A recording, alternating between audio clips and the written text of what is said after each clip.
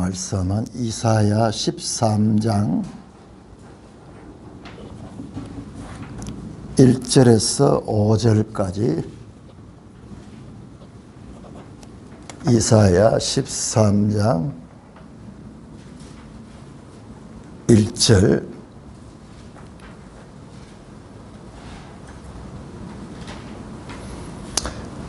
이사야 13장 1절입니다. 아모스의 아들 이사야가 바벨론에 대하여 받은 경고라. 너희는 인도상에 규칙을 세우고 소리를 높여 그들을 부르며 소설로 그들을 준비한 자의 문에 들어가게 하라. 내가 거룩하게 구별한 자들에게 명령하고 나의 위엄을 기뻐하는 용사들을 불러 나의 노여움을 전하게 하였느니라. 산에서 우리가 들어가며 많은 백성의 소리 같으니 곧 열국민들이 함께 들어 듣는 소리라. 만군의 여호와께서 싸움을 위하여 그들을 공략하시니라.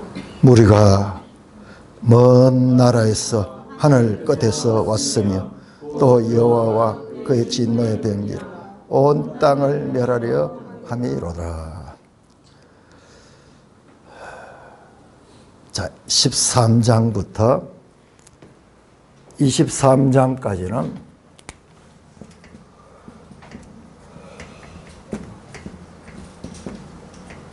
열국 심판 선언.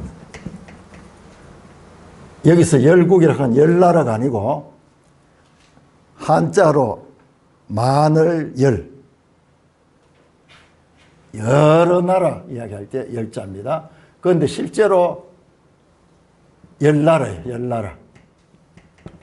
실제로 열나라입니다. 열나라.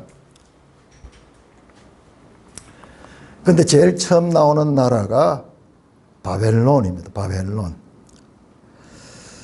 자, 이게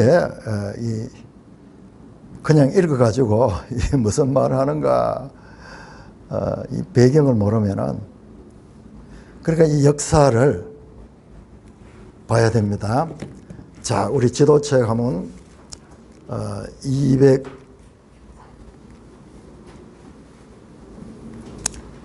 215쪽을 한번 볼까요? 215쪽.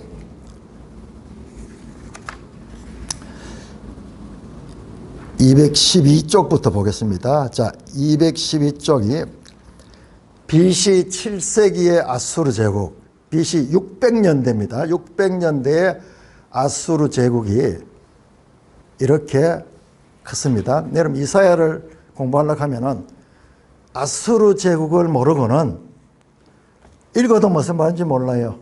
자, 우리 매일 성경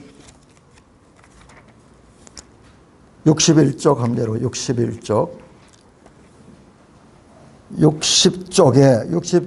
오른편에 구조 4번에가 구조 나오죠. 구조. 자, 우리 성경의 구조를 아는 것이 중요합니다. 구조를 알아야지 성경이 보여요. 그런데 우리가 일반적으로는 이것까지 알 수가 없어. 그런데 제대로 알려고 하면은 이 구조를 봐야 돼. 구조를 알아야 돼요. 그래서 목사들을 또 설교한 사람들은 내가 최근에 한 장 그 내용을 알았어야 되는 게 아니고 전체 구조 안에서 지금 전하는 말씀이 어떤 위치인가를 알아야 됩니다. 그래서 61쪽의 구조 보시면 1번 아수르의 위협 속에 주어지는 경고. 이게 시간적으로 BC 700년경이거든요. BC 700년 이사야가 활동했던 그 시대 세계의 정세, 그 가운데서 지금 이 말씀이 주어집니다. 자, 그래서 1장에서 39장까지는 참 이 아수르와 연관된 그런 내용입니다. 근데 우리가 일반적으로 읽으면 이런 거 빼뿌리고 그냥 본문을 읽으면은 아무리 읽어도 그 뜻을 제대로 알 수 없습니다. 자, 215쪽 그 다음 페이지 넘겨보시면은, 자, 근데 이 아수르는 신바벨론 제국에 의해서 멸망합니다. 그 아수르의 큰 땅들을 바벨론이 느부갓네살 왕이 와서 그를 다 무너뜨립니다. 그런데 이 신바벨론 제국, 이 바벨론은 또다시 어디에 멸망되느냐 그러면은 이것은 자 우리 지도 232쪽 갑니다. 232쪽. 이 바벨론은 아수르가 세계를 정복했고 그 다음에 그 아수르를 정복한 바벨론, 그 바벨론은 다시 메데 페르시아 고레스에 의해서 멸망당합니다. 자 보세요. 지도 233쪽 보면 메데에 가는 나라가 노란색 나오죠. 큽니다. 원래 메데가 크고 바사는 보세요. 바사는 페르시아만 바로 밑에 그 초록색 부분, 짙은 초록색 부분 나오죠. 바사는 작고 메데가 커요. 그래서 항상 이름할 때 메데 바사라고 합니다. 메데 바사. 그런데 역사 가운데서 메디아는 이름이 없어지고 바사가 세계사의 주역이 되죠. 이 페르시아. 자, 이 바벨론을 메데 페르시아 연합군들이 가서 여러분들 거기 지도 보면 233쪽에 보면은 메데 나라의 중심에 보면 앙메다 하는 게 있는 앙메다. 메데의 수도네. 메데의 수도. 자, 요 바사의 고레스가 이 메데를 정복합니다. 그래서 큰 나라 메데를 바사가 정복합니다. 자, 그래서 그 앙마데에서 밑으로 내려가지고 화살표가 약간 그 흐릿하게 붉은색 화살표가 밑으로 내려가서 오피스 가는 데를 향하고 있죠. 오피스 여기가 어디냐 그러면요. 거기가 바로 바벨론. 이쪽 지역을 시나알 땅. 근데 그 바벨론 나오죠. 거기에 오피스에서 큰 전쟁에서 거기 보면 고레스가 BC 539년 오피스에서 바벨론 군대를 무찌름. 이 역사 이야기가 여기 기록이 되어 있는 거예요. 오늘 본문에. 지금 이 역사 이야기입니다. 이걸 모르면은 읽어도 무슨 말인지 몰라요. 다시 한번 14장 본문으로 갑시다. 본문으로 가시면은 우리가 읽었던 이 아모스의 아들 이사야가 바벨론에 대하여 받은 경고라. 자, 그런데 지금 이사야는 지금 이 시대가 아하스 왕이거든. 아하스 왕은 유다 아하스 왕 시대는 BC 735년에서 715년이요. 15년. 그러니까는 이 기간 중에 활동했는데 지금 한 대체적으로 732년경 이 계시의 말씀을 받은 것이, 자, 이 당시에 바벨론은 아수르의 지배를 당하고 있을 때예요. 그러니까 지금 이게 시간적으로 언제냐 그러면 방금 봤죠. 고레스가 바벨론을 정복한 것이 BC 539년이라. 539년 고레스 메데 바사 연합군이 바벨론을 점령합니다. 바벨론. 그래서 이때 바벨론이 망합니다. 그러면은 지금 이사야는 730년경인데 지금 539년, 약 190년 후에 일어날 일입니다. 이것은요, 바벨론이 세계를 정복하고 아수르를 무너뜨리고 유다도 다 멸망시키고 그런 이후에요. 그러니까 지금 보면 까마득한 미래에 일어날 일을 설명합니다. 자, 그래서 우리가 방금 읽었던 내용을 보시면은, 자, 바벨론에 대하여 받은 경고라. 2절에 너희는 민둥산 위에 기치를 세우고 소리 높여 그들을 부르며 손을 흔들어 그들을 존귀한 자의 문에 들어가게 하라. 민둥산 위에 기치를 세우라 하는 건 이 민둥산은 숲, 나무가 없는 산이죠. 메대 지역에 여기에는 가면은 지금 이란 전쟁하는데, 미국하고 전쟁하는데 보면은 산들이 많습니다. 그런데 거기 민둥산이라. 나무가 없어. 이게 메대 지역의 지형적인 특징입니다. 그래서 깃발을 세우고 기치는 깃발입니다. 그러면 멀리 있는 사람들이 그 깃발을 보고 모여들거든요. 소리 높여 그들을 부르며 손을 흔들어 그들의 존귀한 자의 문에 들어가게 하라. 자, 군대를 모으는 겁니다. 3절에 내가 거룩하게 구별한 자들에게 명령하고 나의 위엄을 기뻐하는 용사들을 불러 나의 노염을 전하게 했느라. 하나님의 진노를 지금 불러내는 구별된 사람들, 그리고 내가 기뻐하는 용사, 군인들이죠. 군인들. 이 군인들을 통해서, 이 구별된 사람들을 통해서 하나님의 진노를 전하겠다는 거, 전하겠다는. 그러니까 이게 뭐예요? 하나님의 몽둥이, 하나님의 매가 되는 거예요. 그런데 여기에 그 하나님의 매가 되고 몽둥이가 되는 나라가 어떤 나라인지 안 나와요. 자, 그런데 보세요. 4절에 보면 산에서 무리의 소리가 나미여 많은 백성의 소리 같으니 온 열국 민족이 함께 모여 떠는 소리라. 이게 무슨 소리냐 그러면은 세계 각국에서 군인들이 모여왔네. 군대가 모여와죠. 하나님의 진노를 행하기 위한 하나님의 몽둥이와 하나님의 매가 되는 도구들이 되는 나라들이 여기에 고레스가 있는 게 고레스, 그 다음에 고레스를 잇는 다리오 왕이라든지 이런 사람들, 그들이 모여가지고 웅성웅성 하는 거예요. 군대 모집해 놓으면은 훈련소 가면은 처음에 막 각지에서 온 이 장병들, 그 장정이라 하죠. 군대 군인 되기 전에 장정들이 막 와가지고 질서 없이 웅성웅성 하잖아요. 탁 못와가지고 이제 군으로 만드는데 그 장면입니다.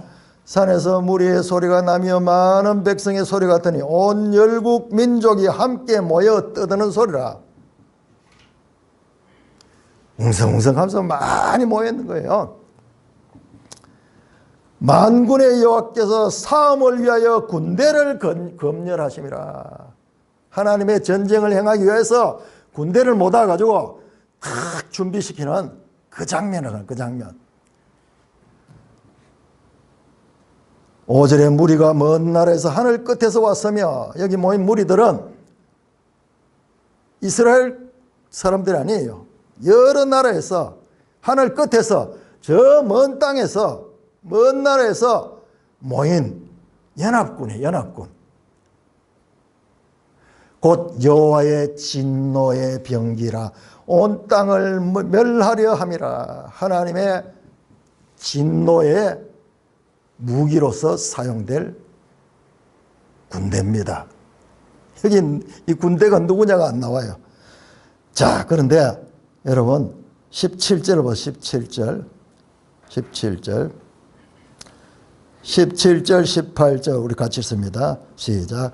보라, 은을 돌아보지 아니하며 금을 기뻐하지 아니하는 메대 사람을 내가 충동하여 그들을 치게 하리니, 메대 사람이 활로 청년을 쏘아 죽이며 태 열매를 긍휼히 여기지 아니하며 아이를 예석하게 보지 아니하리라.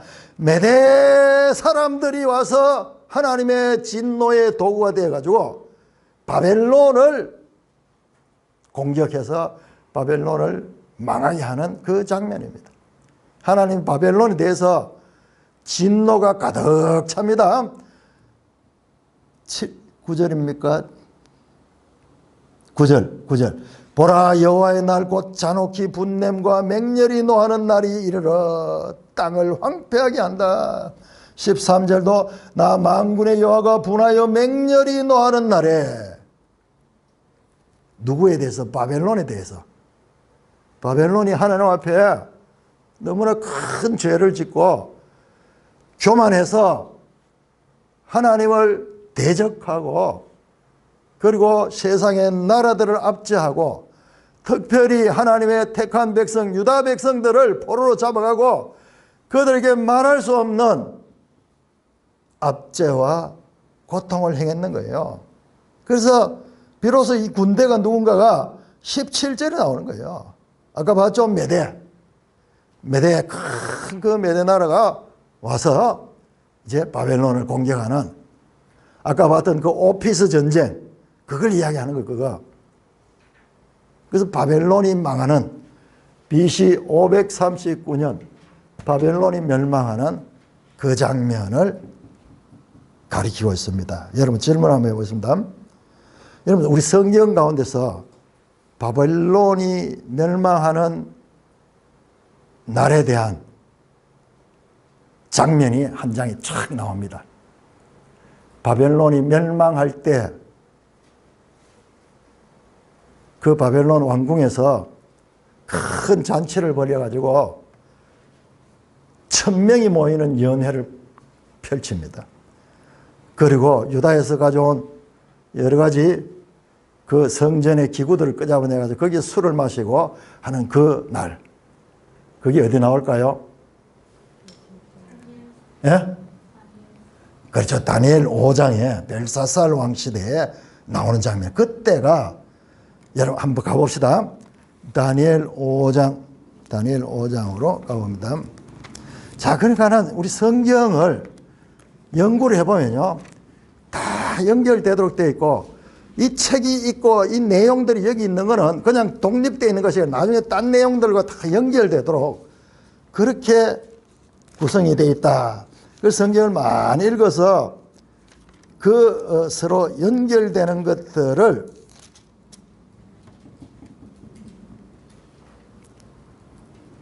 이해하면서 보면은 성경 해석이 납니다. 다니엘 5장 벨사살 왕, 이 바벨론의 마지막 왕이에요. 벨사살 왕이 그의 귀족 1000명을 위해 큰 잔치를 베푸고 그 1000명 앞에서 술을 마시죠. 그때 일어났는데, 자,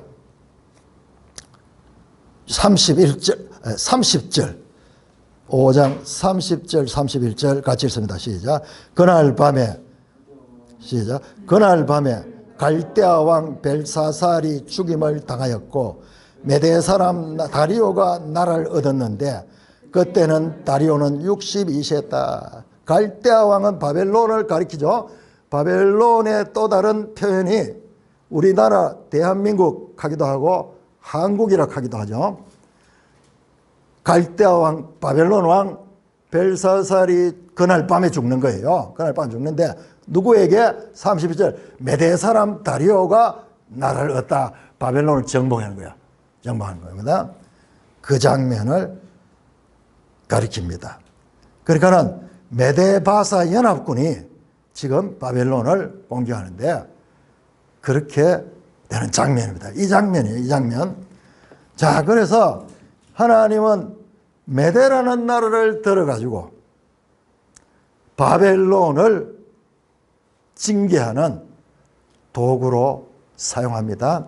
자, 이 14장에 넘어가면 요거 내가 새벽 시간 오늘 새벽에 한 절 한 절 다 해석했거든요.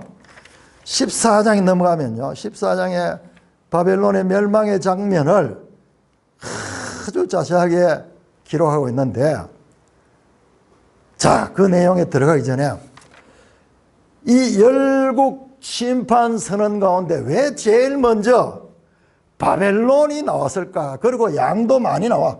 13장, 14장이 바벨론에 관한 이야기야. 바벨론. 자, 여러분들 한번 생각해 보세요. 왜 바벨론이 가장 먼저 등장하며 바벨론의 그 내용들을 자세하게 설명하고 있는가? 왜 그럴까? 이건 정확한 답은 몰라요. 여러분 나름대로 왜 바벨론을, 지금 앞에 내용들은 뭐 아수르가 중요한데 사실 아수르에 관한 거는 이미 앞에 나왔어요. 앞에서 자세하게 나왔습니다. 그 왜 바벨론에 대해서 이렇게 강조할까?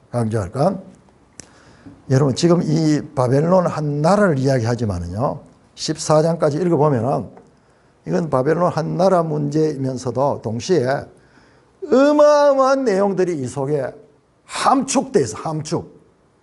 함축되어 있습니다. 자, 14장 언뜻 한번 봅시다.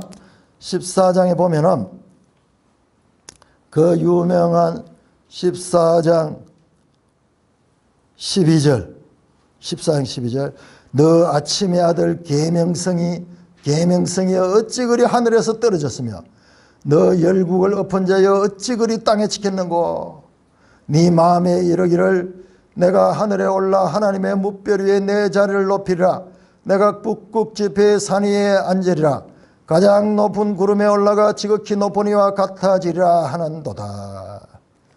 이야, 이 바벨론 왕을 이야기하지만 이게 뭐냐, 이 사탄이에요. 사탄이 하나님같이 높아지고 하는 그 사탄의 교만함을 나타내는 그 내용이 이 내용 속에 들어있어요. 이 내용 속에. 자, 바벨론이 왜 이렇게 제일 먼저 나오고 중요하게 다뤄줄까? 자, 첫째 우리 창세기 10장을 봅시다. 창세기 10장. 이 주제 하나만 해도 엄청난 내용입니다. 창세기 10장. 창세기 10장은 노아 홍수 이후에 참 셈과 함과 야벳의 후손들 족보가 나오는 거죠. 그래서 창세기 10장은 온 세상의 출발을 나타내는 오늘날 살고 있는 온 세상 민족과 나라들의 기원입니다. 기원. 자, 그런데 9절부터 보시면은 9절 10절 9절 10절 같이 읽습니다. 시작. 8절부터 봐야 되는데 8절부터 시작. 구스가 또 니므롯을 낳았으니 그는 세상의 첫 용사라. 그가 여호와 앞에서 용감한 사냥꾼이 되었으므로 속담에 이르기를 아문은 여호와 앞에 니므롯같이 용감한 사냥꾼이로다 하더라. 그의 나라는 시날 땅의 바벨과 에렉과 아갓과 갈리에서 시작됐으며 그가 그 땅에서 아수르로 나가 니네와 느보딜과 갈라와 니네와 갈라 사이에 레센을 건설해. 이는 큰 성읍이라. 이 니므롯 한 사람을 설명하기 위해서 여기 10장에서 가장 자세하게 니므롯 설명인데 니므롯의 나라가 바로 바벨이에요. 바벨. 그런데 니므롯은 어떤 사람이냐? 8절 9절 내용을 보니까는 세상의 첫 용사라. 9절에 보니까는 여호와 앞에 용감한 사냥꾼이다. 속담에 이르기를 아문은 여호와 앞에 니므롯같이 용감한 사냥꾼이다. 니므롯이라는 인물은요, 고대에 속담에 전해줄 정도로 전설의 영웅적인 전사예요. 인류 최초의 영웅의 모든 영웅들의 모델이 바로 이 니므롯이에요. 그 니므롯이 그 기록을 보면 느낌상 그렇잖아요. 세상의 첫 용사고 여호와 앞에 용감한 사냥꾼이다. 사냥하는 자. 그리고 여호와 앞에 있다 이 말이 여호와를 마주보고 있는, 여호와를 대적하는 그런 입장이에요. 그 다음에 아문은 여호와 앞에 니므롯같이 용감한 사냥꾼이다. 사냥꾼 어떻게 합니까? 짐승을 잡고 막 이렇게 하는 포악한 전쟁의 그 용사. 그리고 그의 땅도 보니까는 바로 시날 땅의 바벨이야. 자, 11장에 보니까는, 창세기 11장에 보니까는 바벨탑을 짓는데 그 바벨탑을 진 장소가 바로 니므롯의 나라야. 온 땅에 언어가 하나요 말이 하나 있더라. 그들이 동방으로 옮겨가다가 시날 평지를 만나 거기 거류하며 바벨탑을 짓잖아요. 이 땅이 바로 니므롯이 다스리는 이 바벨입니다. 여러분 창세기 10장 11장에 특별히 11장은 인류의 홍수 이후에 인류가 행하는 하나님을 대적하는 일인데 이 바벨탑을 짓다가 그들이 온 땅에 흩어지고 언어가 혼잡하게 되죠. 그래서 이 바벨은 출발부터 하나님을 대적하는 대표적인 그런 성격을 가지고 있는 나라예요. 뿐만 아니라 BC 586년 유다를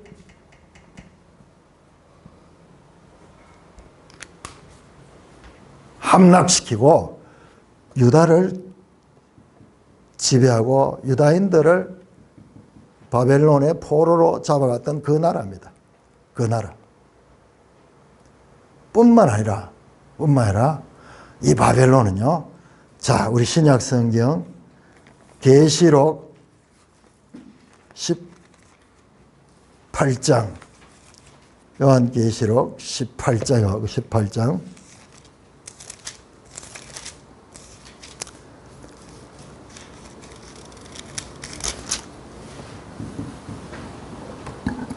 18장 1절, 2절, 3절까지 봅시다. 3절까지.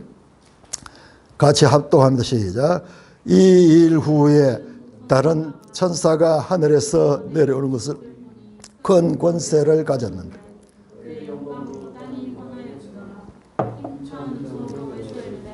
무너졌도다 무너졌도다 큰 성 바벨론이요 귀신의 처소와 각종 더러운 영에 모이는 곳과 각종 더럽고 가증한 새들이 모이는 곳이 되었다.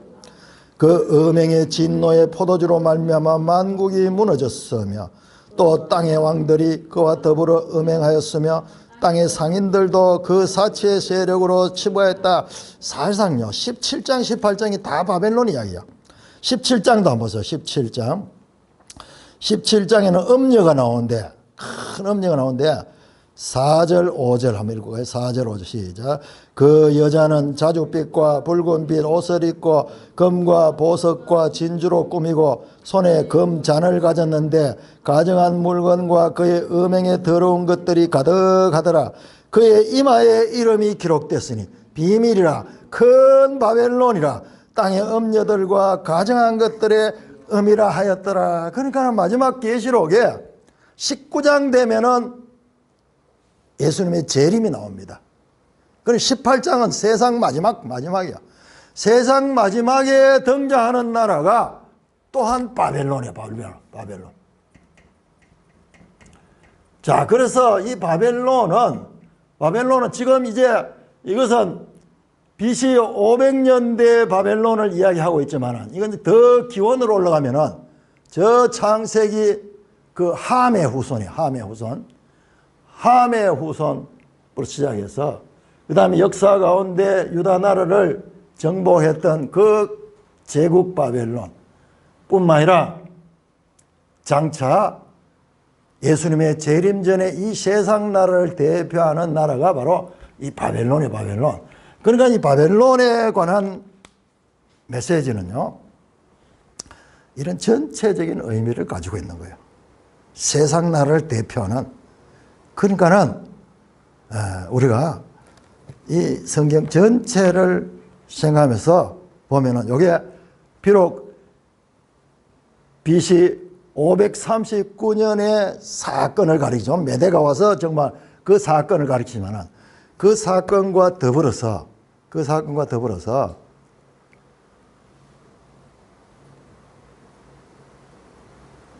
함의 후손 니무롯의 바벨론, 바벨탑을 쌓던 바벨론, 그리고 미래에 장차 올 미래의 세상 나라를 대표하는 바벨론, 이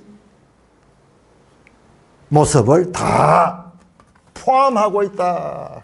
그래서 이 선지서가 어려운 게 이런 관점을 알 적에 이게 이제 제대로 이해해야 되는데, 일단 역사적인 이런 배경도 알아야 되고, 그 다음에 성경 나름대로 성경 전체의 배경도 봐야 됩니다. 그래서 특별하게 열국 가운데서도 바벨론을 가장 중요하게 다른 것은 바벨론이 가지는 이런 세상 나라를 대표하는 그런 의미도 있기 때문에 그렇습니다. 자, 그런데 이제 바벨론에 관한 이 계시가 나오는데, 제가 지난 주일날에도 말씀을 드리면 선지자들의 원근법, 선지자들의 평면적 원근법, 무슨 말이냐 그러면요, 선지자들이 지금 바벨론에 대해서 이야기하는데 자세히 듣다 보면은 여러 바벨론이 지금 거기 중첩되어 있어요. 자, 선지자가 여기 있습니다. 선지자가 여기에서 앞을 봅니다. 앞을 봅니다. 선지자 앞에 보이는 이 예언의 산들은요, 이렇게 평면이 되어 있는 거예요. 평면으로. 봉우리들이 여러 개가 있는데 먼 산을 이렇게 보면은 그냥 평면을 보면 먼 산을 보면은 쫙 이렇게 보는. 근데 사실 자세히 보면은 이 산들 가운데도 앞에 있는 산도 있고 뒤에 있는 산들도 있고 막 그렇습니다. 자, 이렇게 있기도 있는데 이게 색깔도 멀리 있으면은 흐릿하게 되면서 거의 한색으로 나와요. 가까이서 보면 그 푸른 나무들이 빡빡하게 있지만 멀리서 보면요, 색깔이 회색, 청회색으로 쫙 거의 같은 색으로 나와요. 근데 가까이 가서 보면 완전히 막 짙은 녹색이지만은 왜 그러냐 그러면 공기가 있기 때문에 공기들이 층층이 있다가 멀리 있으면은 그 공기들이 중간에 있어서 그 색깔을 흐리게 보이게 하는 거예요. 지금 이 선지자들의 미래의 예언은 마치 이와 같은 것이에요. 원근법은 가까이도 있고 멀리도 있는 게 원근법인데 이게 평면적으로 보니까 평면적으로 보니까 사실 이거를 역사적으로 보면은 이렇게 보이는 거예요. 지금 여기에서 이 사람이 보면은 이 앞에 그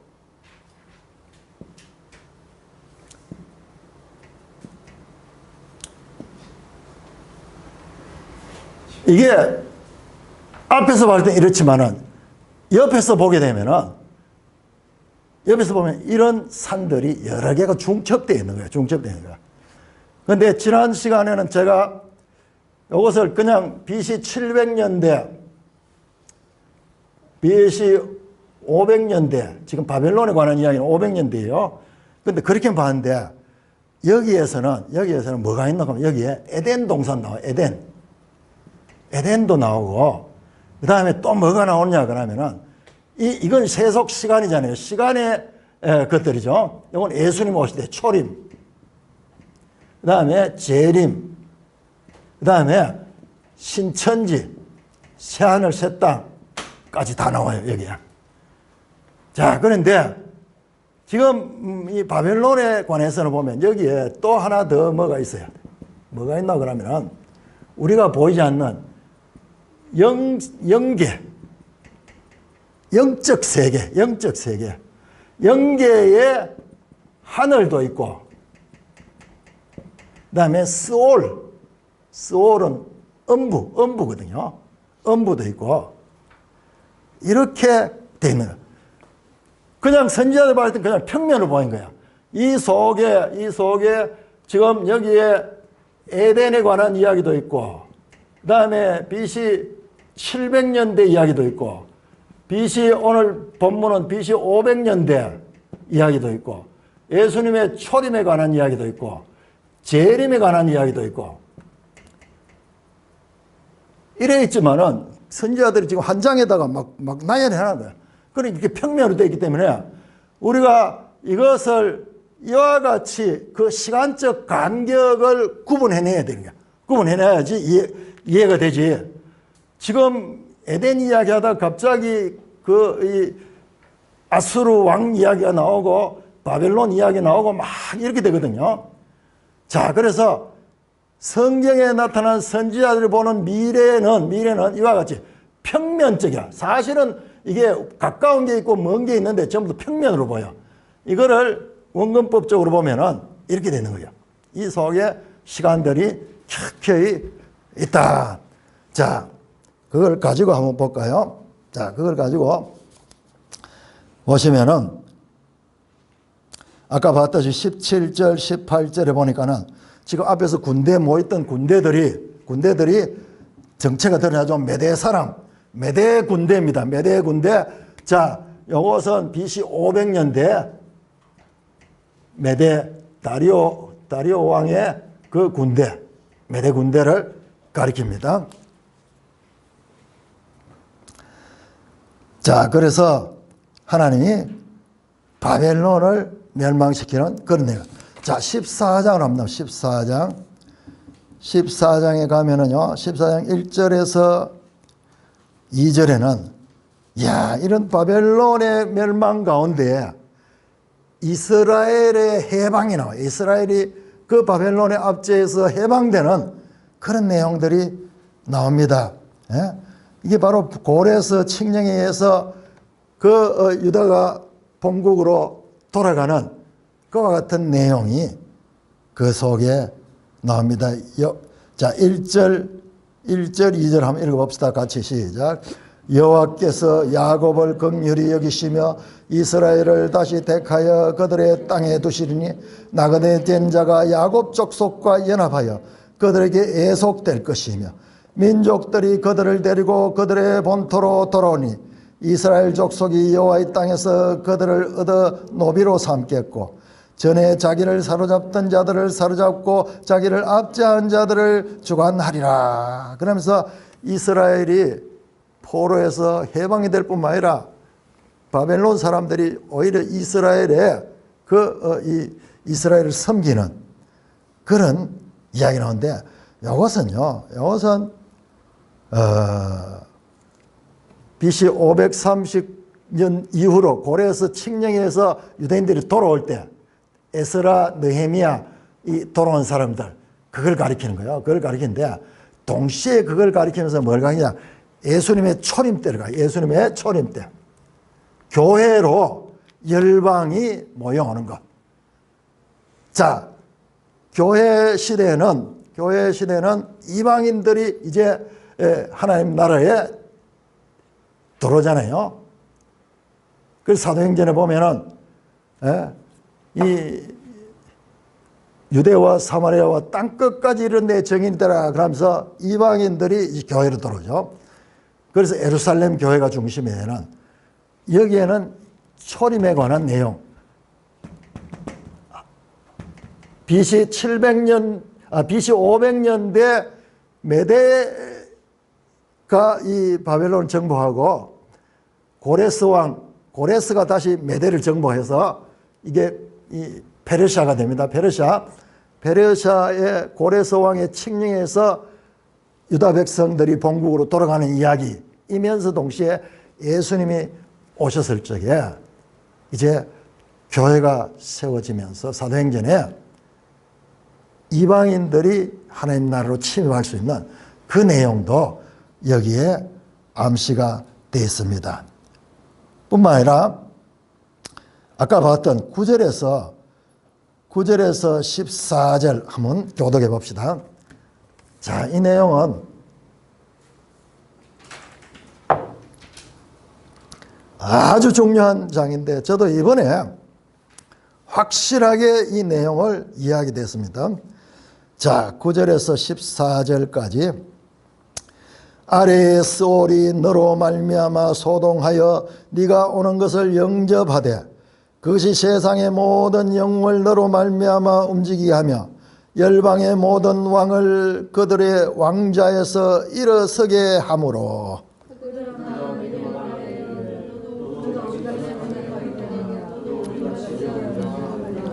네 영화가 소울에 떨어졌으며 네 비파 소리까지로다 구더기가 네 아래 깔리며 지렁이가 너를 덮었도다.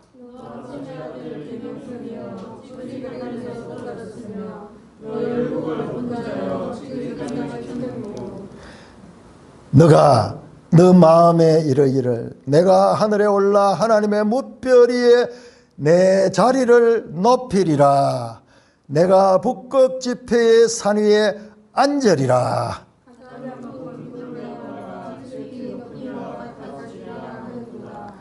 같이 그러나 이제 네가 소올 곧 구덩이 맨 밑에 떨어짐을 당하리로다. 자, 여기에 등장하는 장면 소올이죠. 소올. 지금 이 장면 이 역사에 나타나는 이 장면도 아니고 이건 영계의 장면, 영계야. 이게 원래 하늘에 있던 존재인데 이게 땅으로 떨어졌어. 이게 누구냐? 사탄이에요, 사탄. 사탄은 천사잖아요.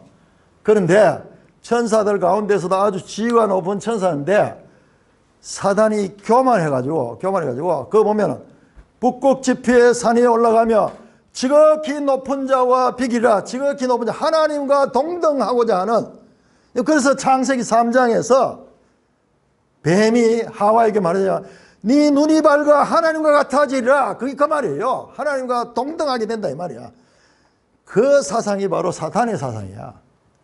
그런데 그 사탄이 하늘에서 떨어져서 이 하늘에서 떨어져서 이 소울로 지금 추락했는 거야. 추락했는 그 장면을 보여준 거야. 자, 보세요. 이게 애언이야. 이게 애언이야. 지금 BC 500년대 바벨론의 벨사살 왕 때를 가리키면서 동시에 예수님의 초림 때의 그림도 이 속에 들어가 있고, 그 다음에 이거는 초시간적인 영계에 저 하늘에서 일어난 사건이 여기 나와요. 여러분, 복음서에 보면 예수님이 이런 이야기 많이 하잖아요. 사단이 번개같이 하늘에서 떨어진 걸 내가 봤다. 초시간적인 거예요, 그거는. 이거는요, 이는 시간 차원의 초시간적인 거야. 그래서 지금 이 예언 속에, 겉으로 보면 이제 평면적으로 되는 이거지만, 이 속에 초림과 있고, 재림이 있고, 여기에 영계까지 들어가 있어. 자, 여러분, 성경에서 사탄에 대해서 이렇게 자세하게 노골적으로 묘사한 데는요, 여기밖에 없어요. 여기하고 딱 한 군데 더 있어. 자, 어디 있느냐? 에스겔 28장. 에스겔 28장.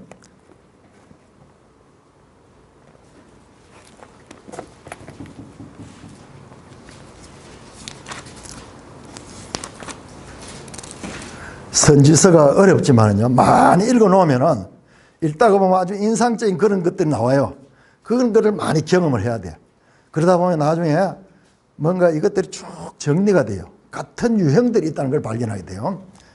자, 28장에는 여기도 열국에 관한 예언인데, 여기는 두로에 관한, 두로는 바로 이스라엘 바로 위에 있는, 여기 두로가 어디냐 하면 두로 시돈이 페니키아입니다. 페니키아 역사에 아주 장사로서 유명한 이 지중해를 배를 만들고 지중해 전체에 다니면서 무역을 했던 그 나라가 두로예요. 이 두로 시돈 이 페니키아에서 알파벳 아라비아 숫자가 여기서 나왔어요. 숫자가, 그러니까 이 사람들이 이제 장사를 해야 되기 때문에 그런 계산이 빠르고 이러기 때문에, 그래서 큰 돈을 벌이고 부유한 나라입니다. 자, 요걸 한번 읽어보면은 이 내용하고 바벨론 왕에 대한, 지금 이게 바벨론 왕에 대한 예언이 나왔거든요. 이사야 14장. 근데 에스겔 28장에 두로 왕에 대한 내용이, 사람은 다르지만 내용은 거의 같아요. 자, 28장 1절부터 10절까지 한번 교독합시다. 1절부터 10절. 에스겔 28장 1절. 또 여호와의 말씀이 내게 임하여 이르시되, 인자야 너는 두로 왕에게 이르기를, 주 여호와께서 이같이 말씀하시되, 네 마음이 교만하여 말하기를, 나는 신이라, 내가 하나님의 자리 곧 바다 가운데 앉아 있다 하도다. 네 마음이 하나님 마음 같은 채 할지라도 너는 사람이요 신이 아니거늘.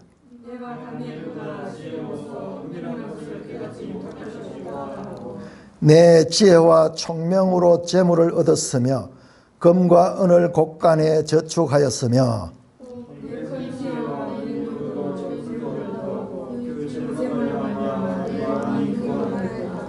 그러므로 주 여호와께서 이같이 말씀하셨느니라.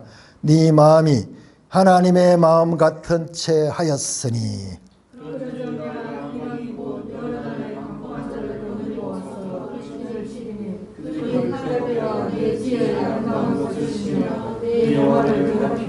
여러분, 지금 아까 14장에 메대나라를 들어가지고 바벨론 치는 거하고 똑같잖아요.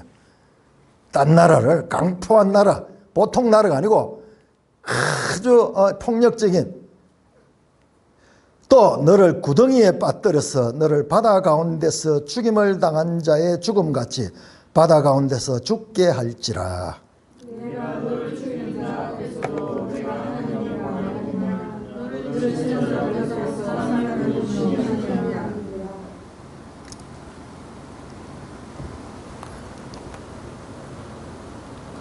네가 너를 죽이는 자 앞에서도 내가 하나님이라고 말하겠느냐. 너를 치는 자들 앞에서 사람일 뿐이요 신이 아니라. 내가 인간인의 손에서 죽기를 내가 치는 자의 죽음 같이 내가 말하였으며 주의 말씀이라 하셨다.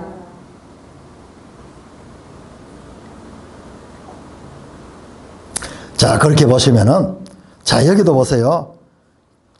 8절에 하나님께서 너를 구덩이에 빠뜨린다. 높은 데서 떨어지는 거죠. 지금 이 소울 안에는, 소울에는 음부, 그 다음에 지옥, 그 다음에 구덩이, 뭐 이런 의미들이 있어요. 내가 지금 원어를 방금 찾아보니까는 여기 사용된 구덩이는 소울은 아니지만은 소울을 찾아보면은 구덩이 강의는 구덩이 나와요. 구덩이 나오는데, 요는 사트네, 사트. corruption, destruction, ditch, 이 멸망되는, 부패하는 뭐 어떤 그레이브, 무덤 나오네, 무덤. 자관 이와 같은 음부 같은 그런 곳에 떨어지는. 왜? 자기가 하나님 같은 죄잖아요. 왜? 자기가 지혜롭고 무역이 많고 그래 되니까는 자기가 스스로 자신을 하나님과 비기고자 하는 그런 교만한 마음을 가진 것입니다.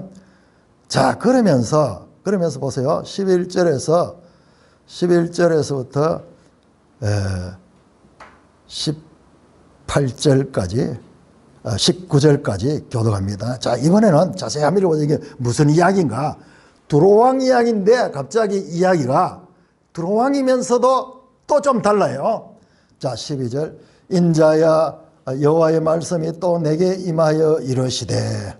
인자야 주님을 위하여 수레를 지어 이르기를 여호와의 말씀에 너는 온전한 도전이었고 지혜와 주님하며 모든 일이 아름다웠더라. 여러분, 여기에 슬픈 노래를 지어라 그랬죠. 아까 우리가 안의를 보고 넘어갔는데 14장에 보면은 거기도 슬픈 노래예요. 바벨론 왕에 대한 슬픈 노래, 에가하는 에가. 원어도 에카예요, 에카. 슬픈 노래죠. 그 내용이 보면 거의 같아요. 거의 같습니다. 그런데 오늘 보니까는, 야, 두로왕이 갑자기, 너는 완전한 도장이었고, 지혜가 충영, 온전히 아름다웠다. 저것도 13절 보세요. 네가 옛적에 하나님의 동산 에덴에 있어서 각종 보석 곧 홍보석과 항보석과 금광석과 항옥과 홍만호와 창옥과 청보석과 남보석과 홍옥과 황금으로 단장하였으며 너가 지음을 받던 날에 너를 위하여 소고와 비파가 준비되었도다. 너는 기름도 가깝고 지는 구름이며 내가 너를 세우게 내가 하나님의 손산에 있어서 만드는 발사에 엉겨있도다. 기름 부음을 받고 지키는 구름이 천사예요, 천사. 지금 이게 사탄을 향해, 사탄. 천사를 향해요.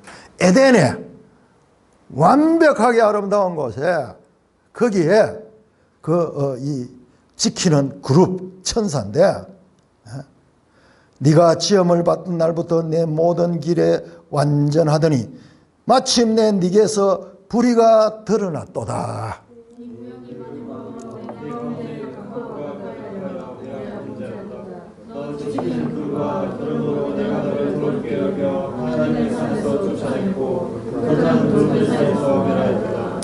너가 아름다움으로 마음이 교만하였으며 너가 영화로움으로 내 지혜를 더럽혔으며 내가 너를 땅에 던져 왕들 앞에 두어 그들의 구경거리가 되게 하였도다. 내가 자를 갖고 그에게 불의함으로 내 모든 성소를 더럽혔으며 내가 내 머리에서 그를 너를 살려고 너를 보고 있는 모든 자 앞에서 너를 땅에 죄가 되게 할 거다. 같이 만민 중에 너를 아는 자가 너로 말미암아 다 놀랄 것이며 네가 공포의 대상이 되고 네가 영원히 다시 잊지 못하리라 하셨다 하라. 여러분 두로왕 이야기가 갑자기 사탄하고 막 엮였다가 풀렸다가 막 이러면서 이중적으로 막 나오는 거예요. 그러니까 이런 본문을 읽으면은 무슨 말인지 근데 감은 오죠. 자, 그 에덴에 그 완전한 지혜를 가지고 모든 것 가운데 천사들 가운데서도 아주 이 탁월한 능력을 받은 그 천사가 때가 돼서 그가 불의를 드러낸 거예요. 하나님을 배반하고 반역하고 이 반역이에요. 반역. 세상에도 반역죄가 제일 크잖아요. 그래서 반역이 천상에서 이거는 이 영계에서 있었더니 영계에서 에덴에서 있던 그런 사건이에요. 그러니까는 이렇게 예언은 야 두로왕도 사탄의 어떤 추락과 서로 연결되게 되고 바벨론도 추락과 연계가 되도록 되어 있습니다. 그래서 이런 부분들이 성경에 이게 묘미예요. 저는 이 성경을요 신학교 강의를 하면서 그 미술사를 하면은 미술사에 등장하는 그림들이나 조각들이 전부 이 사탄의 형상들이야. 그러니까 이런 본문들을 막 같이 맞춰가 해보면 너무 잘 맞아 들어가는 거예요. 그래서 많이 이렇게 인용을 했는데, 그리고 아까 봤듯이 바벨론이 그 창세기에 그 시나일 땅의 바벨, 니무롯의 땅부터 해서 바벨탑을 쌓던 것, 그리고 이스라엘 유다 백성들을 멸망시키던 그 막강한 바벨론, 그 다음에 신약에 나오는 바벨론, 이런 것들이 다 연속성을 각각이면서도 또한 연속성을 가지고 있다. 그래서 선지서는 이와 같은 초시간적인 심지어는 이 영계의 사건들까지도 우리에게 그림으로 그려서 보여주는 거예요. 이게 성경의 이 묘미고, 일반인들은 이제 이게 어렵지만은 우리 그리스도인들은 이걸 자꾸 읽으면 너무 감이 와요. 이게 보세요.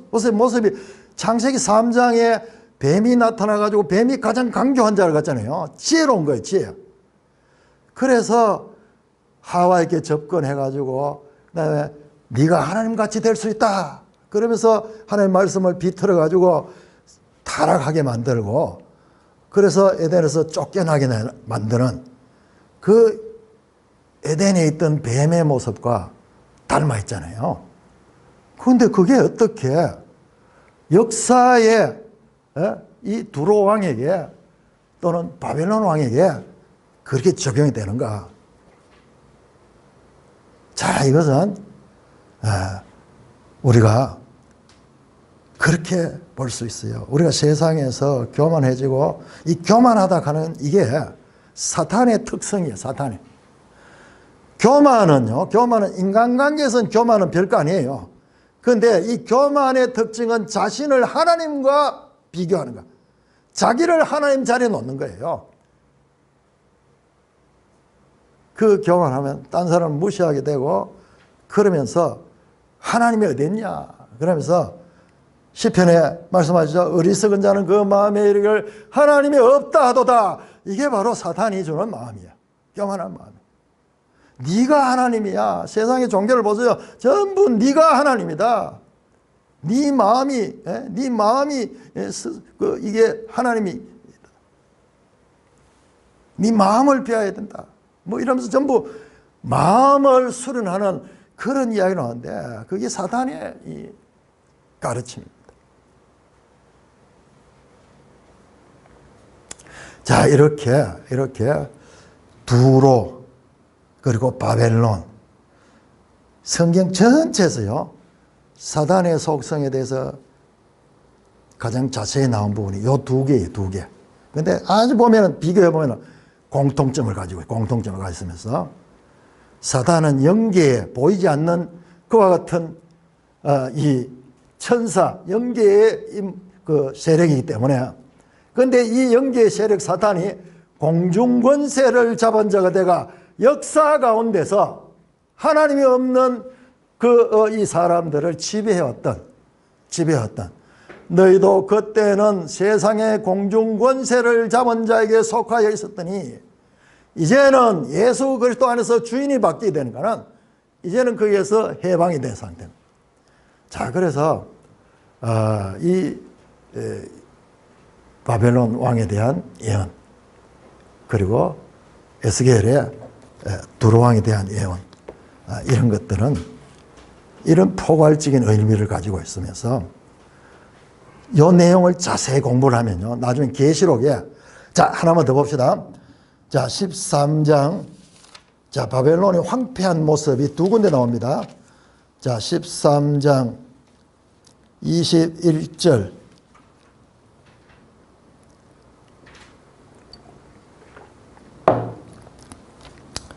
그 화려한 바벨론이 어떻게 되는가를 그리고 있는 거예요. 21절, 22절 교독하겠습니다. 오직 들짐승들이 거기 엇때리고 바벨론이 황폐되어 가지고 부르짖는 짐승이 그들의 가옥에 가득하며 타조가 거기 깃들이며 들량이 거기에서 뛸 것이요. 그의 궁성에는 생명과 부르짖을 것이요 화려한 궁전에는 들 때가 올 것이라. 그의 때가 가까우며 그의 날이 오르지 아니하리라. 자, 바벨론이 황폐해가지고 사람이 살지 않으니까는 들짐승들이 사는 그림을 보여줍니다. 자, 다시 14장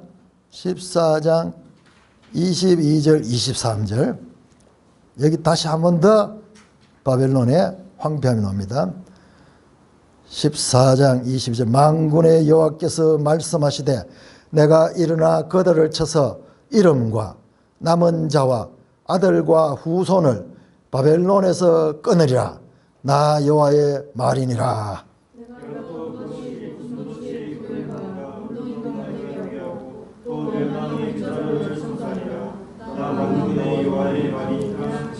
자, 이번에는 고슴도치의 굴혈과 물엉덩이가 되게 하고 멸망의 빗자루로 청소하리라 그러면서 황폐한 바벨론의 모습을 그림을 그려서 보여준 거야.